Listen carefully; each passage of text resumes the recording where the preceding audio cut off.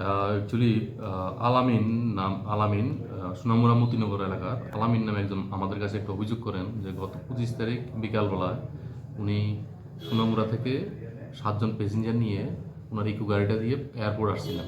আসার পথে নতুন নগর এলাকাতে ওনাদের গাড়ি আটক করে গাড়ি থেকে ওনাদেরকে গাড়ি সহ নিয়ে একটা গ্রুপ তাদেরকে আটক করে রাস্তার পাশে নিয়ে যায়, নিয়ে ওদেরকে মারধর করে ওদের কাছ থেকে মোবাইল ফোন 6টা মোবাইল ফোন এবং কিছু টাকা ছিনতাই করে নিয়ে যায়।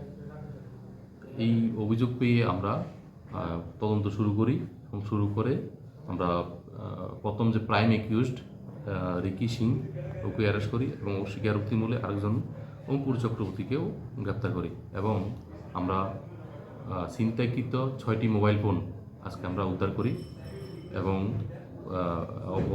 এই ছিনতাই কাণ্ডে যুক্ত সুইফট ডিজায়ার গাড়ি যার নাম্বার TR01CA0426 ওই গাড়িটিকেও আমরা সিজ করি।